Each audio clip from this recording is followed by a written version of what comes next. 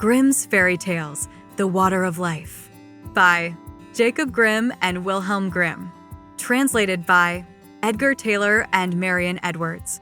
Long before you or I were born, there reigned, in a country a great way off, a king who had 3 sons. This king once fell very ill, so ill that nobody thought he could live. His sons were very much grieved at their father's sickness, and as they were walking together very mournfully in the garden of the palace, a little old man met them and asked what was the matter. They told him that their father was very ill and that they were afraid nothing could save him. "I know what would," said the little old man. "It is the water of life.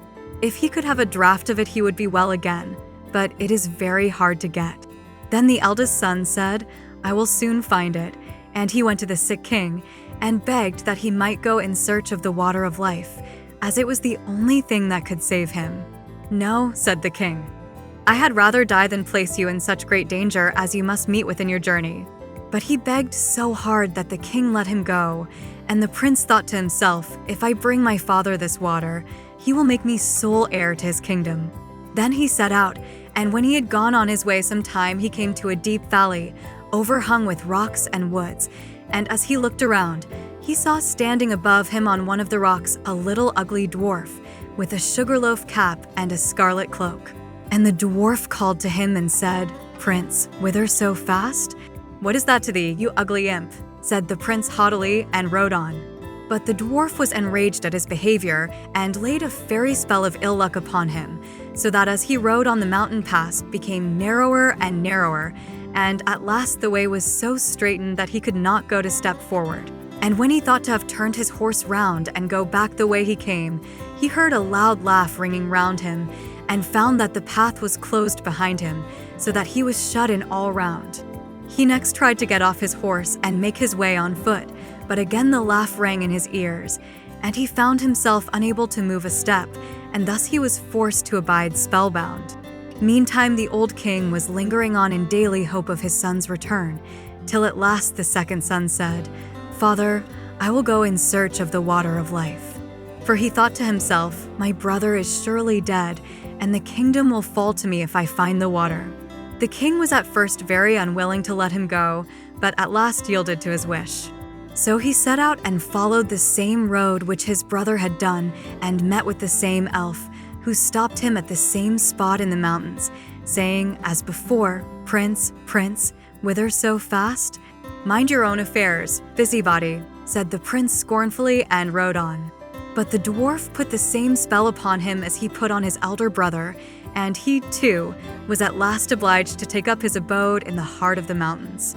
Thus it is with proud, silly people who think themselves above everyone else and are too proud to ask or take advice. When the second prince had thus been gone a long time, the youngest son said he would go and search for the water of life, and trusted he should soon be able to make his father well again.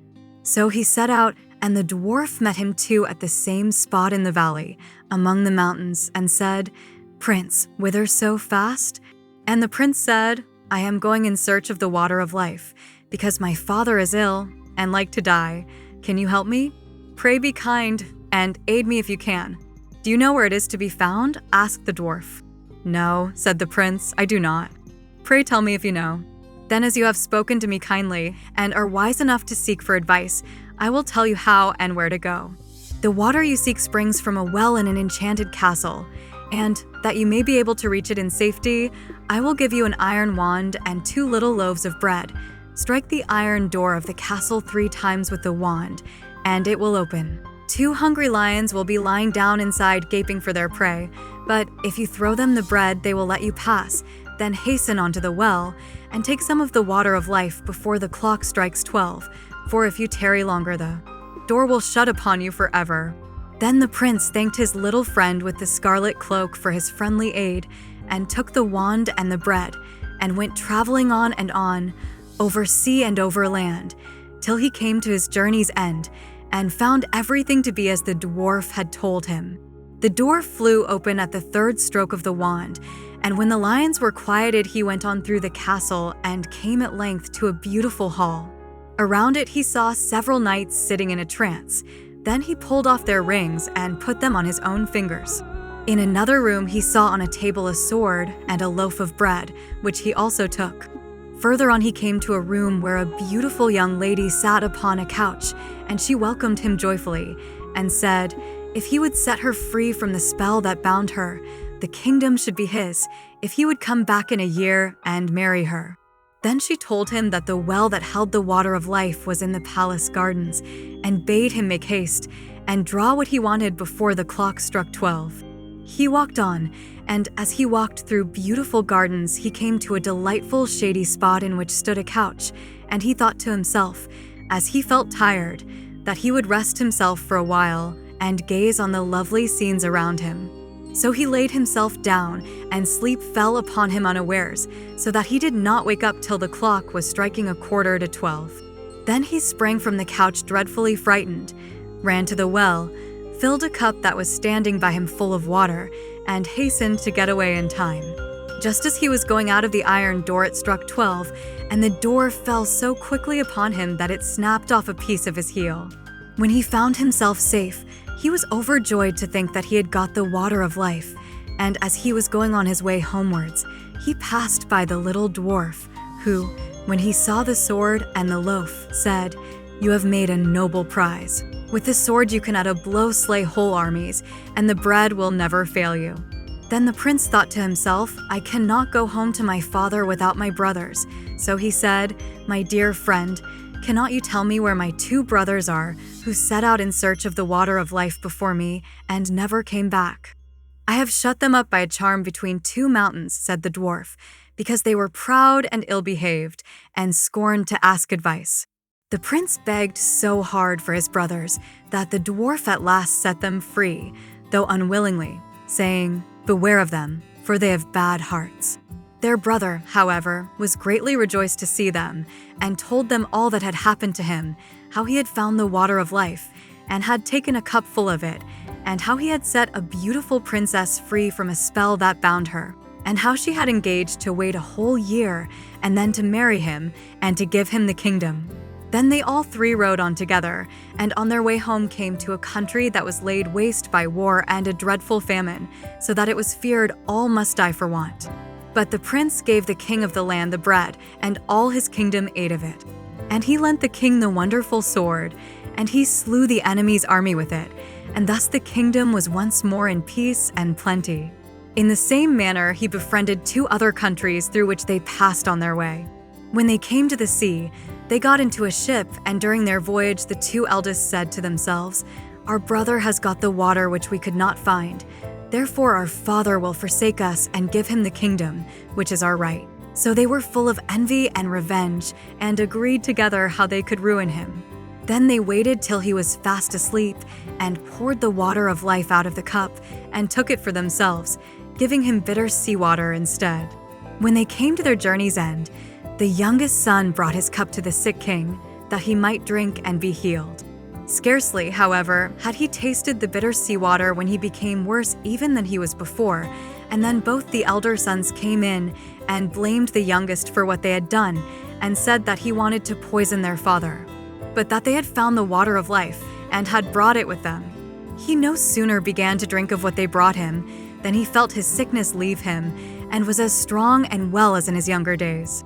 Then they went to their brother, and laughed at him, and said, "Well, brother, you found the water of life, did you? You have had the trouble, and we shall have the reward. Pray, with all your cleverness, why did not you manage to keep your eyes open? Next year one of us will take away your beautiful princess, if you do not take care. You had better say nothing about this to our father, for he does not believe a word you say, and if you tell tales, you shall lose your life into the bargain. But be quiet, and we will let you off." The old king was still very angry with his youngest son, and thought that he really meant to have taken away his life. So he called his court together, and asked what should be done, and all agreed that he ought to be put to death. The prince knew nothing of what was going on, till one day, when the king's chief huntsman went a-hunting with him, and they were alone in the wood together, the huntsman looked so sorrowful that the prince said, "My friend, what is the matter with you?" "I cannot and dare not tell you," said he. But the prince begged very hard, and said, "Only tell me what it is, and do not think I shall be angry, for I will forgive you." "Alas," said the huntsman, "the king has ordered me to shoot you." The prince started at this and said, "Let me live, and I will change dresses with you. You shall take my royal coat to show to my father, and do you give me your shabby one?" "With all my heart," said the huntsman. "I am sure I shall be glad to save you, for I could not have shot you." Then he took the prince's coat and gave him the shabby one and went away through the wood. Some time after, 3 grand embassies came to the old king's court, with rich gifts of gold and precious stones for his youngest son. Now all these were sent from the 3 kings to whom he had lent his sword and loaf of bread, in order to rid them of their enemy and feed their people. This touched the old king's heart, and he thought his son might still be guiltless, and said to his court, "Oh, that my son were still alive! How it grieves me that I had him killed." "He is still alive," said the huntsman, "and I am glad that I had pity on him, but let him go in peace," and brought home his royal coat. At this the king was overwhelmed with joy and made it known throughout all his kingdom that if his son would come back to his court, he would forgive him. Meanwhile, the princess was eagerly waiting till her deliverer should come back, and had a road made leading up to her palace all of shining gold, and told her courtiers that whoever came on horseback and rode straight up to the gate upon it was her true lover, and that they must let him in, but whoever rode on one side of it, they must be sure was not the right one, and that they must send him away at once. The time soon came when the eldest brother thought that he would make haste to go to the princess and say that he was the one who had set her free, and that he should have her for his wife and the kingdom with her. As he came before the palace and saw the golden road, he stopped to look at it, and he thought to himself, "It is a pity to ride upon this beautiful road." So he turned aside and rode on the right-hand side of it. But when he came to the gate, the guards, who had seen the road he took, said to him, he could not be what he said he was, and must go about his business. The second prince set out soon afterwards on the same errand, and when he came to the golden road, and his horse had set one foot upon it, he stopped to look at it, and thought it very beautiful, and said to himself, "What a pity it is that anything should tread here." Then he too turned aside and rode on the left side of it. But when he came to the gate, the guards said he was not the true prince, and that he too must go away about his business, and away he went. Now when the full year was come round, the third brother left the forest in which he had lain hid for fear of his father's anger, and set out in search of his betrothed bride.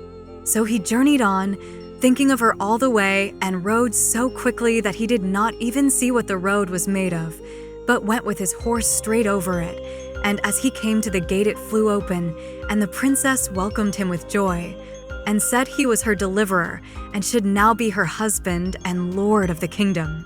When the first joy at their meeting was over, the princess told him she had heard of his father having forgiven him, and of his wish to have him home again. So, before his wedding with the princess, he went to visit his father, taking her with him. Then he told him everything, how his brothers had cheated and robbed him, and yet that he had borne all those wrongs for the love of his father. And the old king was very angry and wanted to punish his wicked sons, but they made their escape and got into a ship and sailed away over the wide sea, and where they went to nobody knew and nobody cared. And now the old king gathered together his court and asked all his kingdom to come and celebrate the wedding of his son and the princess. And young and old, noble and squire, gentle and simple, came at once on the summons, and among the rest came the friendly dwarf with the sugarloaf hat and a new scarlet cloak. And the wedding was held, and the merry bells rung. And all the good people, they danced and they sung, and feasted and frolicked I can't tell how long.